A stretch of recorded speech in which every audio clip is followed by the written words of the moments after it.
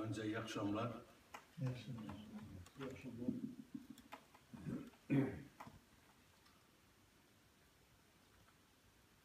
Bir sineden, gelmeli bir sineden, şehitler için bu figan, sıkırı bir sineden. Teze dolu bağıydı, duz etrafı dağıydı. Kerkük onda kerküktü. Bu şehitler sarıyor.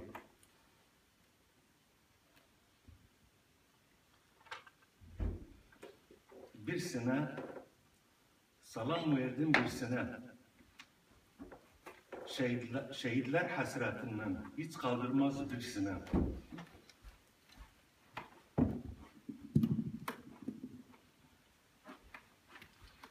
Kerkük'üm iki tarafdır. Yer altın daş sedeftir. Kerkük için şehit olma çok büyük bir şereftir. Şehitler şanımızdır, sızıldar canımızdır.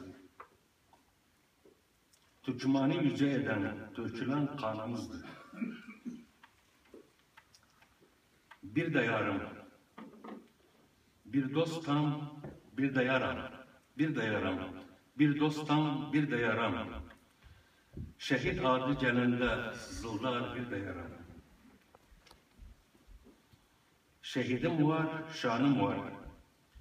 Nezr etmeye kanım var. Türkmen kurban isterse, benim de bir canım var.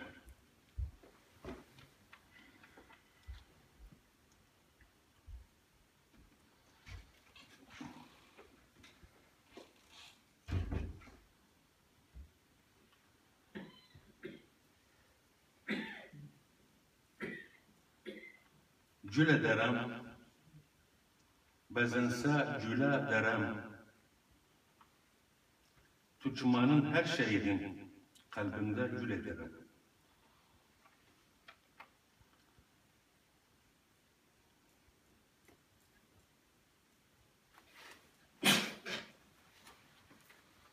Gül istendi,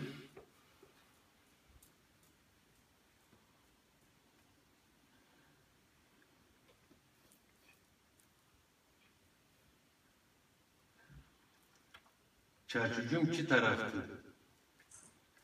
Yer altın daş sedefti. Kerkük için şehit olmak çok büyük bir şerefti.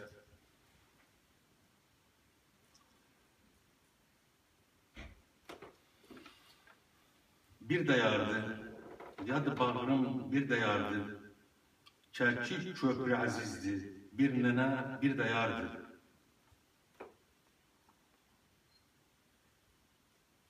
Vurursan, nece gördü vurursan, ben seni dost sanmıştım, sen arkadan vurursan.